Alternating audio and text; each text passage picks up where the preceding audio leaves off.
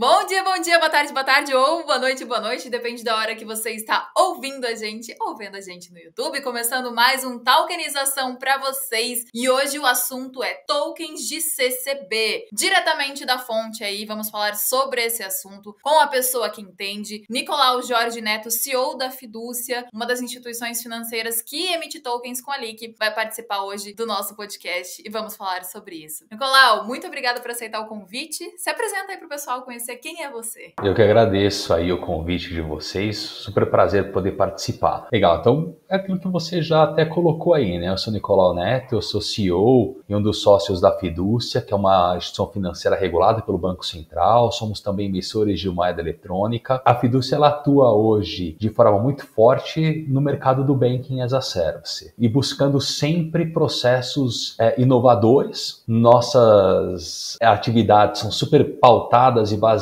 em tecnologia e boa parte dessa tecnologia ela é proprietária e a hora que a gente entendeu que o caminho seria, então, agora começar processos de tokenização, a gente entra nessa daí de forma bem rápida. Acho que somos uns dos poucos que já estão operando com tokenização de contratos de empréstimo e financiamentos e elencamos aí a LIC, que é um super parceiro para operar nessa conosco. E a gente falou de CCB, né? Que vocês tokenizaram uma CCB. O que é uma CCB? Para quem está acompanhando nosso podcast, falou assim, não tem ideia o que é isso. Você consegue explicar o que é uma CCB? A CCB ela é uma sigla que significa Cédula de Crédito Bancário. Então, nada mais é do que um contrato de empréstimo, um contrato de financiamento que uma pessoa física ou uma pessoa jurídica estabelece com uma instituição financeira autorizada pelo Banco Central. Só pode emitir uma CCB, né, uma instituição financeira autorizada. Na verdade, se a gente fosse falar pelo termo mais técnico, quem emite a CCB é o devedor em favor da instituição financeira. Mas no jargão popular a gente fala, não, a financeira ou o banco emitiu a CCB com o fulano, com o ciclano. E essa CCB, esse instrumento de crédito, ali ela traz todas as condições de negociação na tomada daquele recurso. Então vai falar qual é a taxa de juro operada, qual é o prazo, quem é o emitente, quem é o credor, condições de endosso daquela cédula de crédito, o prazo que aquilo vai ocorrer, qual é a parcela que vai ser paga. É obrigatório ter um quadro mostrando quanto é o principal e qual é o juro que o indivíduo está pagando a cada parcela. Então é um documento super discriminado, regido inclusive por lei. Tem um adendo da legislação que fala como que é uma CCB, o que ela deve constar dentro dela, e a partir daí também é um instrumento que a instituição financeira registra dentro do Banco Central e isso fica ali dentro do sistema financeiro nacional apontando que aquela dívida existe. É isso que é uma CCB. Você consegue citar um exemplo assim? Então, vamos supor, eu sou um produtor, não sei, citar um exemplo de uma empresa e como funcionaria com uma empresa, para o pessoal, para ficar extremamente claro. Assim. Alguns exemplos que a gente tem. Por exemplo, eu vou fazer um financiamento de veículo. Daí, a pessoa vai lá na loja, ela escolheu o carro e fala assim, não, eu quero financiar. Daí o que precisa acontecer? Alguém precisa ir lá, comunicar com a financeira, com a autorização daquele interessado, pegar os dados dele, agora isso se torna super mais sério por conta da Lei Geral de Proteção de Dados, e acessar o sistema da financeira e imputar a solicitação de crédito daquele cliente junto com a documentação necessária que respalda aquela solicitação. Quando essa operação chega aqui para a gente, vinda, por exemplo, dessa loja de veículo, a gente então vai entender qual é aquela operação, vai olhar para o cliente e vai iniciar um processo de análise de crédito. Esse processo de análise de crédito, ele visa entender duas coisas. Primeiro, se o cliente é o cliente mesmo, esse é um ponto super importante e hoje ele está cada vez mais importante, né? Parece básico a gente falar, né? Será que a Flávia é a Flávia mesmo? Só que hoje isso é um ponto assim, importantíssimo, até mesmo porque é pela quantidade de fraudes que existem e os mecanismos de fraudes cada vez mais espetaculares que a gente vê acontecendo. Depois que a gente entendeu que o cliente é o cliente mesmo, a gente gente vai buscar entender a capacidade de pagamento desse cliente. Na verdade, primeiro a gente entende se esse cliente tem um histórico de pagador, né? Se ele Então, é um assim, bom pagador. Exato. Então, assim, primeiro a Flávia mesmo. Depois, esse cliente, ele tem um histórico de pagamento e daí a gente vai buscar isso nos registros. Daí, então a gente entendeu qual é o histórico, que ele tem um histórico de bom pagador, ou ele tem um histórico de pagamento que às vezes ele atrasa um pouquinho, mas paga, ou tem um histórico de que não, tá bastante coisa em atraso. Então a gente entendeu qual é o histórico. Vamos imaginar que a gente entendeu que o indivíduo que está fazendo a solicitação do crédito, ele tem um histórico de bom pagador. Ah, legal, então ele está pagando. Agora eu preciso entender o seguinte, essa nova dívida que esse cliente tem intenção de adquirir, cabe na capacidade de pagamento dele? Então, é o ponto final que a gente vai buscar. Sim, ele tem capacidade de pagamento, levando em conta que aquilo que a gente entendeu que ele tem de renda mensal, serve para cobrir todos os seus gastos, previstos e imprevistos, e ainda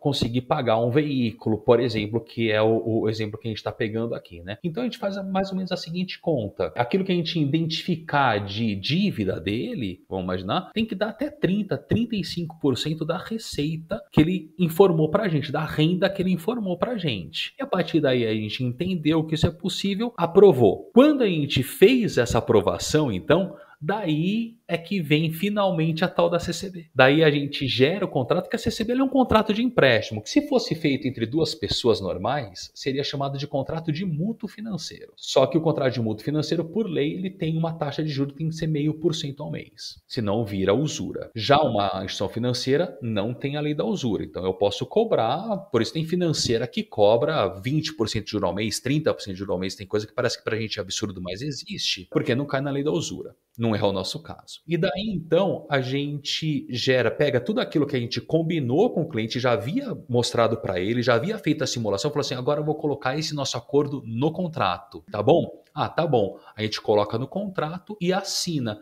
E hoje as assinaturas são todas elas eletrônicas. Muito mais Então prático. a gente não tem nem mais armário aqui na financeira. E daí a gente assina isso. Os armários são virtuais também agora, né, Flávia? Agora é tudo E daí, prático, né? E daí a gente assina essa CCB com ele. E a partir do momento que fez essa assinatura, colheu tudo bonitinho, a gente realiza o depósito. Por exemplo, nesse nosso exemplo que é financiamento de veículo, eu pago o lojista. Uhum. Eu vou lá e pago a loja, gravamei o veículo, a CCB dele tem essa informação que tem o veículo com o gravame alienado à fidúcia e direciono para o beneficiário ali, né, o tomador, o comprador do carro, os boletos para ele pagar. Então essa é um exemplo de uma jornada. Um exemplo super claro, assim. Eu acho que quem Né? não sabia, quem tinha dúvida em como funcionava uma CCB, agora entendeu por completo. Para mim ficou extremamente claro. E aí eu queria entender de você, por que a Fidúcia resolveu entrar para tokenização? Por que tokenizar uma CCB? Então, veja só, dando um quadro mais geral a nosso respeito, né? Quando eu me apresentei, eu falei para você, olha, então a gente atua super forte no processo de Banking as a Service. Para você ter uma ideia, a Fidúcia ela tem cerca de 230 parceiros que nos procuram, que nos consomem num processo de emissão de CCB. Fora esses 230 parceiros, a Fidúcia é fornecedora de uma infraestrutura bancária. Então a gente tem 8 bancos digitais plugados na nossa infraestrutura bancária. Fora esses 8 bancos digitais, os 230 parceiros, a gente tem 7 indiretos do Pix que operam conosco. Lembra que eu comentei que a Fidúcia ela tem toda uma estrutura proprietária. Então nós somos participantes do SPB, né, como emissor de moeda eletrônica, somos o Banco 382. Somos participantes direto do SPI, a gente é participante do Selic, somos domicílio bancário, o banco liquidante na CIP. Então a gente tem toda uma estrutura bancária bastante robusta. E dentro da vertical de crédito, né, a gente tem a vertical de banco e a vertical de crédito. Dentro da vertical de crédito, a gente tem uma experiência em consignado público, privado, antecipação de cartão, saque aniversário FGTS, veículo, imóvel e tudo mais. E a Fidúcia tem tem um DNA de inovação e tecnológico muito forte, né? A Fidúcia tem um corpo de TI próprio mesmo, né? Os desenvolvedores estão aqui, essas figuras atrás de mim é a mesa dos desenvolvedores. E daí então a gente fica sempre de olho no que está acontecendo no mercado, e esse momento é um momento super dinâmico e desafiador para quem está à frente de instituição, porque o mercado está avançando muito rápido, seja na estrutura do Pix, por exemplo, em tantos outros fatores que a gente vê que a evolução ela é muito rápida e a gente precisa acompanhar. Então a gente já estava olhando lá no início, por exemplo, do que eram as criptomoedas, né? A gente entendeu, não, talvez criptomoeda ficou meio assim, mas espera lá. A criptomoeda, ela é uma vertente de um processo de um criptoativo. E esse criptoativo, ele traz uma informação com ele super importante, que é o arquivo do processo de blockchain. Então a gente ficou ali observando aquilo, até que começou a se falar em tokenização desses ativos. A hora que começou a falar em tokenização dos ativos, como a gente já vinha acompanhando isso, assim, fez sentido. Entendemos, é aqui. Então, legal. Daí eu falei assim, bem, mas para que eu tokenize, eu preciso ter uma finalidade para aquilo. Não somente guardar. Legal, eu gero um contrato, eu armazeno no blockchain e tokenizei. Muito bem. Mas para a gente faltava um segundo momento, que é por isso que a gente, por exemplo, escolheu a LIC, né? Qual seria o segundo momento? A negociação desses ativos.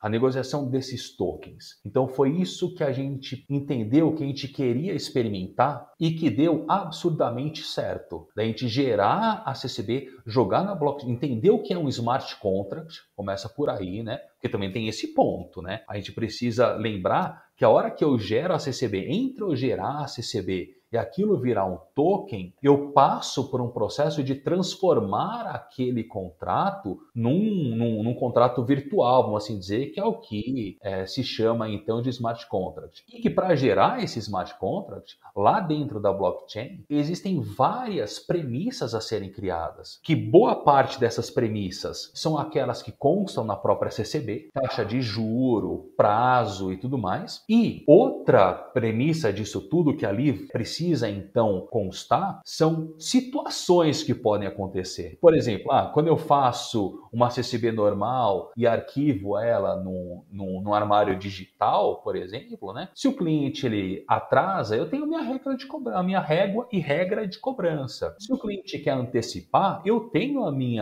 também a minha regra aqui dentro de um processo de antecipar uma parcela, duas. E se ele quer quitar o contrato, eu tenho uma outra regra. E se ao final do contrato, antes de terminar, ele quiser quitar e já emendar num outro contrato, eu tenho uma outra regra. E essas condições que ficam descritas numa instituição financeira em suas políticas, eu tenho que pegar isso, prever essas condições para aquele determinado contrato, para aquele determinado tipo de empréstimo e colocar essas informações também dentro do blockchain. Então isso vira também smart contract. Até para passar segurança, né, para o investidor que vai comprar esse token, para o investidor saber quais são todas as possibilidades e trazer segurança.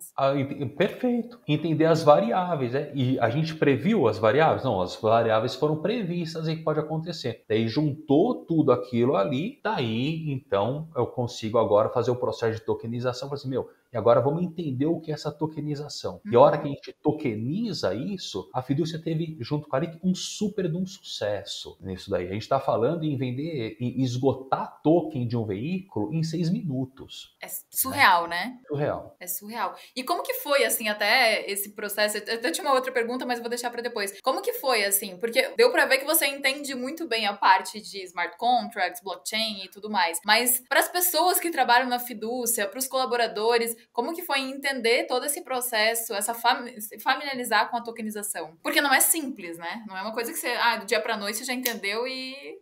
Então, veja, eu não sou da geração super tecnológica, né? Eu já passei dos 45, então, assim, eu venho de uma outra geração, né? Eu sou da geração que eu cresci sem computador, né? Sem celular, então era um pouco diferente, né? Então tem muita coisa que eu fui aprendendo. Uma das vantagens que acho que a Fidúcia teve, né? Que eu tive no processo de construção aqui da Fidúcia, foi entender a importância de um setor de tecnologia. Eu não sei o que é mais forte, se é a estrutura bancária ou se é a estrutura tecnológica aqui dentro. Então esse foi um ponto. Isso levou a mim, particularmente, a conhecer processos tecnológicos que eu não conhecia. conhecia, porque eu passo a conviver com essa geração que nasce com celular, né? Então, os devs que tem aqui dentro, eles já são uma geração mais nova e, portanto, né, é super fluido nisso tudo. E eu vim aprendendo muito com eles. Esse tem um ponto. Acho que tem um outro ponto aí que chama a atenção, que é o seguinte: a Fidúcia, ela tem uma cultura um pouco diferenciada. A gente cai um pouco nessa cultura organizacional, daquilo que a gente entende, o que é importante. E, por formação, tanto eu, que estou à frente, quanto a Mirella, que também é sócia da instituição, a gente tem a cultura do estudo. Então, assim, a gente entende, vai a fundo, conhece, estuda bastante, e isso a gente vem empregando para os colaboradores. Tanto é que a gente diz aqui dentro que a Fidúcia tem a cultura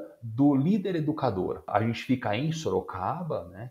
Então, isso para a gente é muito forte, né? A gente traz a pessoa e ensina o que é o mercado financeiro, porque boa parte dos que trabalham conosco nunca trabalharam em outra instituição. A gente tem um corpo sênior aqui, que são os caras que trabalharam em banco e tal, mas tem uma parte que não. Então, isso fica sempre à tona, essa troca de experiências, e daí a gente foi criando isso. A gente tem grupos de trabalho aqui dentro, onde, por exemplo, a contadora, ela faz parte do grupo de trabalho do sistema de contabilidade que a gente está desenvolvendo. Então tem esse intercâmbio, e esse intercâmbio ele traz um super conhecimento para a pessoa, e a pessoa abre a cabeça, porque ela não fica só naquele viés.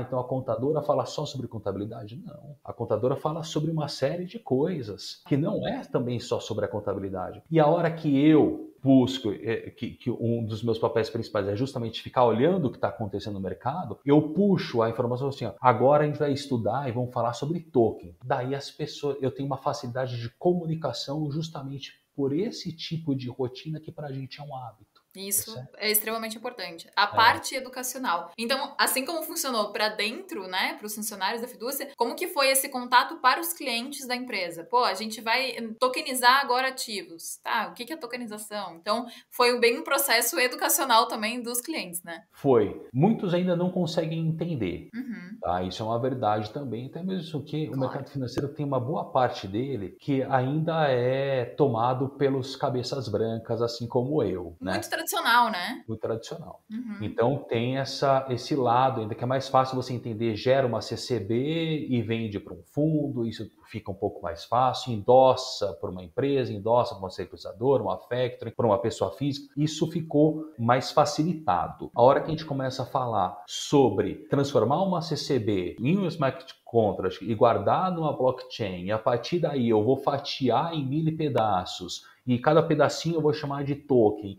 e esse token vai vender, e você vai comprar um hash que vai te... O cara já começa... Já deu um nó na cabeça de quem não entende, né? A pessoa já parou ali o blockchain, a pessoa já parou...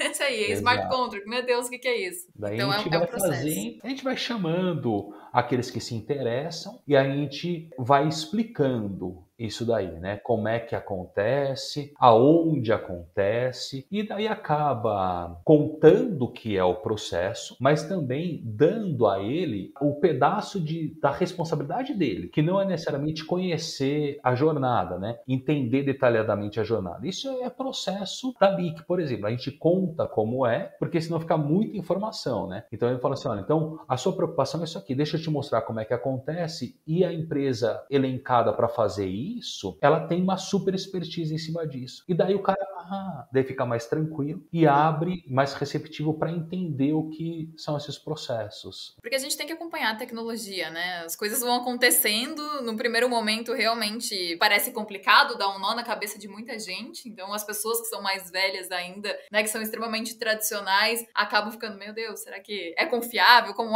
funciona? Mas na verdade é um processo simples e a gente tem que estar acompanhando toda essa tecnologia. E aí eu queria... Pode falar. Então, e o legal disso tudo é que, por exemplo, a gente foi no Lift, que é promovido lá pela Fenasbac, lá no Banco Central, né? E uma coisa que foi muito legal que a gente observou ali é o seguinte, lá quase todos os painéis, ou muitos dos painéis, falavam justamente sobre a tokenização, como seria feito, como eles iriam tokenizar. Então, assim, eram empresas do laboratório, né, ali incubada, mostrando o que ia fazer. O legal é que naquele momento para a gente já era uma realidade. Eu vou fazer, eu estou estudando, eu vou desenvolver. Tava com a Mirella lá, tava assim, olha só que interessante. Olha o que eles estão trazendo, que a gente vai lá para entender o que está na crista, né? Então o que está na crista, a gente já fez várias CCBs dentro de casa do que eles estão falando que é a crista deles. Isso é legal. Isso é legal que vocês estão um passo à frente de muitas empresas, de muita gente. Então, isso é extremamente importante. E quais os benefícios que vocês veem na tokenização? Então, vocês tokenizaram uma CCB, qual o benefício vocês viram, tanto para a fidúcia, como para o cliente, como para o investidor? Aí a gente pode pensar em mais de um viés aí, né? Acho que um ponto super importante é que, assim, o processo de tokenização traria de qualquer forma do smart contract, que é a segurança. Então, eu fiz um documento e esse documento ele está de forma super segura, guardada e que nada consegue destruir aquilo que está ali guardado. Tá guardado de uma forma que as cláusulas são quase pétreas ali, né? O que eu coloquei ali no smart contract não é mexido. Então, acho que o primeiro ponto a ser destacado é a segurança. Acho que o segundo ponto é a hora que a gente vai falar que eu consigo esse ativo que eu gerei, primeiro se preocupar que seja um ativo de qualidade. Depois, esse ativo de qualidade que eu gerei, ele está de forma super segura registrado. E que esse ativo de qualidade registrado de forma segura, ele pode ser ali então partilhado e pedaços dele de forma também segura podem ser comercializados. E aquele que se dispõe a comprar esses pedaços ali que serão comercializados, percebe essa segurança, né? E fala, então, pera lá, então o risco que o indivíduo ali se dispõe a correr, inclusive, ele é muito mais mensurável. Ele escolhe se ele quer correr aquele risco ou não e o tamanho do risco que ele quer correr. A gente negocia ali, na LIC lá, tokens de R$25. Então, ele vai ali entender se ele quer assumir um risco ou não daquilo ali, mas entendendo que existe uma cadeia segura em cima daquilo. E quando a fidúcia, agora pela visão da fidúcia, se interessa em fazer isso, em gerar um ativo de qualidade,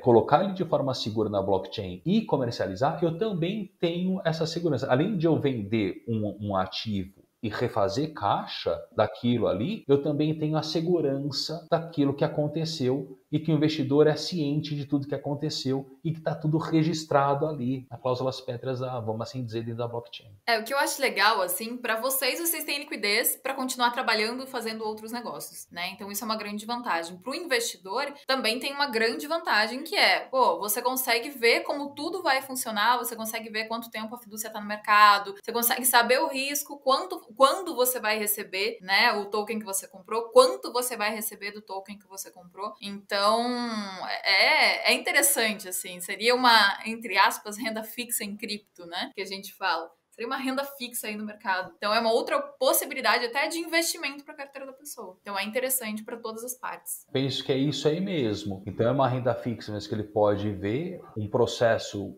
de compra ali, que a gente endossa o título, né? De forma super segura. Então, ele faz um investimento seguro daquilo que ele quer, né? A gente não está captando o recurso dele, né? A gente está vendendo um ativo para ele. Então, é diferente. Então, nessa venda, a hora que ele compra esse ativo, ele vê certinho dali quanto tempo, quanto ele vai receber, e daí que tem essa caracterização, como você colocou aí, que se assemelha à renda fixa. E, Nicolau, a tokenização está evoluindo cada vez mais, né? Dá para ver que vocês estão extremamente acompanhando toda essa evolução do mercado. Queria saber quais são as perspectivas da fidúcia para o futuro, se vocês têm plano de expandir a tokenização para outros ativos ou mercados, como que está essa ideia em relação à tokenização? Hoje, a gente se especializou em fazer tokenização com garantia veicular. Esse é o nossa especialidade hoje. Então, todas as CCBs que nós negociamos ali na forma de tokens, ela tem um gravame veicular e com uma margem inclusive, né? Então, assim, a gente financia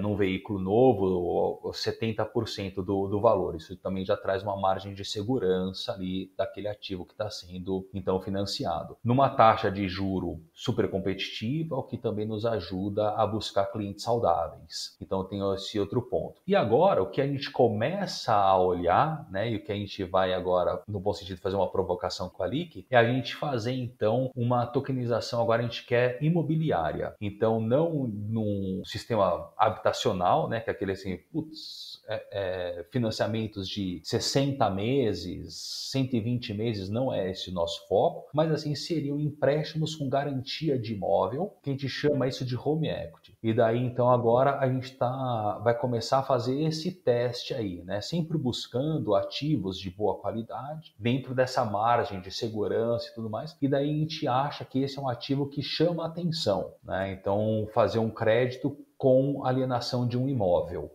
Esse é o nosso próximo passo. Eu gostei, extremamente interessante e tenho certeza que vai ser um sucesso, porque vai dar certo. Tomara. Vai ser um sucesso. E me conta mais uma coisa aí pra gente ir caminhando pro finalzinho do nosso podcast. Como que tem sido essa experiência, né, de tokenizar CCB junto com a LIC? Vocês estão gostando do resultado da tokenização? Tá sendo acima da expectativa de vocês? Como que é toda essa questão? Você pode compartilhar alguns resultados com a gente? Se tem feedbacks positivos, negativos, enfim, como que tá sendo realmente a adoção, se vocês estão gostando? Num primeiro momento, foi um super desafio, mas eu acho que foi um desafio para as duas partes, tanto para a Fidúcia quanto para a LIC, porque a gente foi o primeiro parceiro financeiro ali na emissão de CCB. Então, foi uma construção conjunta de conhecimento. Como iria fazer a equipe da LIC super dedicada e a nossa equipe aqui também super dedicada, o CEO daqui, o CEO de lá envolvido também para a gente conseguir fazer esses alinhamentos e entender o que seriam aquelas premissas ali do smart contract do lado deles, né? Então, assim, hoje eu sei que o smart contract tem que ter informações como, por exemplo, previsão de quitação lá dentro, de atraso ou o que for, porque foi uma exposição que a LIC trouxe no processo de construção. Então,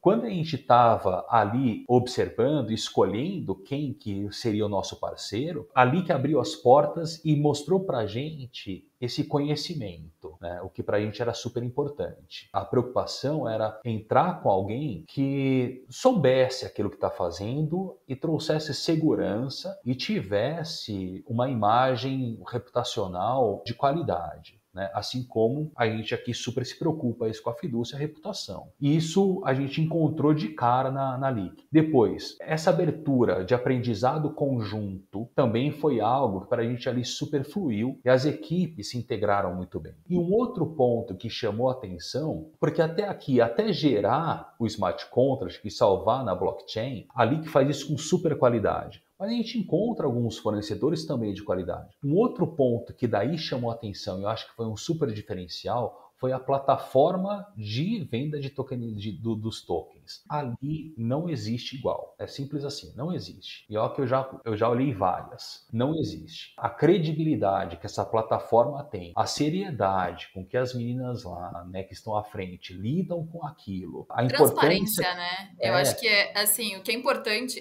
porque eu sou investidora também, então você entrar numa plataforma, você saber realmente como funciona o ativo que você está comprando, como funciona o token que você vai comprar, isso é extremamente importante. Passar a segurança, né? Porque, como a gente falou, já é uma coisa relativamente nova, né? Muitas pessoas não entendem. Então, você entra na plataforma, se depara com aquilo, você precisa ter toda a clareza para você realmente falar, esse ativo faz sentido eu comprar, vou me expor aqui. Então, entanto que, como você comentou, foi um sucesso, né? A venda. 6 minutos, né? Que você falou? 6 minutos. Que esgotou. 3.200 e poucos tokens em 6 minutos. Absurdo. Então, isso demonstra também a qualidade da plataforma e a reputação de quem está vendendo os tokens lá dentro, né? Então, aí é imbatível mesmo. Agora, a minha perspectiva é ter um sucesso parecido também com o imóvel. E vai ter, eu tenho certeza, Nicolau. Né? Porque o produto, a empresa de vocês é muito boa, é muito séria, então tenho certeza que o que vier daí e juntar com o lado da LIC vai dar certo, assim, não tem erro e os investidores vão gostar. Sensacional. Quero agradecer a tua participação,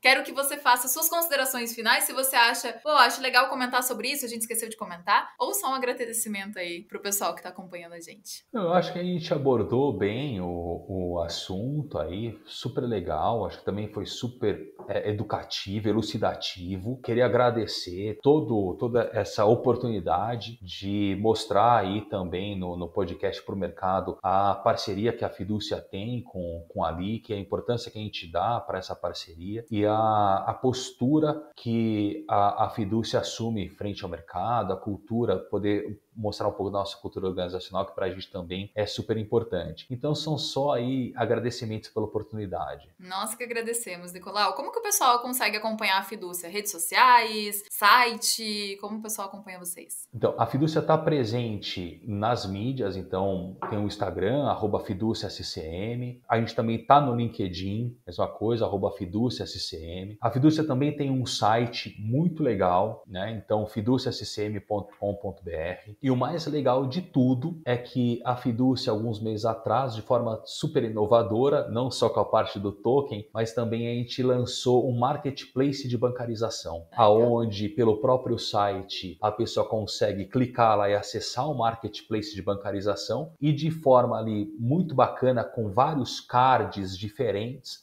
tem todos os produtos que a Fidúcia comercializa e ele pode clicar no card e a partir do momento que ele clica, ele é direcionado aqui para a mesa do comercial e a partir dali ele começa uma interação para conhecer o produto e poder adquirir esse produto e colocar na sua prateleira ali de negócios. Então é um negócio super inovador também, então pode buscar conosco aí e vai perceber também nas redes sociais, eu agora vou fazer só um outro ponto, né? Que aquele que é parceiro da Fidúcia participa conosco de um processo, inclusive, aí de pontuação. Então a gente tem parceiros diversos com pontos, então a gente tem todo um processo de incentivo aqui dentro de nossas parcerias. Então, nas redes sociais e no site consegue saber sobre tudo isso. Muito bom, pessoal. Então, para quem quiser acompanhar um pouquinho mais da Fidúcia, já sabe aonde encontrar. E é claro, né? Link vocês já sabem, redes sociais, LIC, BR, enfim, no YouTube vocês conseguem acompanhar a gente. YouTube, podcast, em todos os lugares estamos. Então, aguardamos vocês e semana que vem tem mais talkenização para vocês. Então, espero vocês com mais assunto legal aí. Obrigada, pessoal. Obrigada, Nicolau, de novo. Muito bom ter você aqui. Obrigada, gente. Obrigado. Tchau, tchau.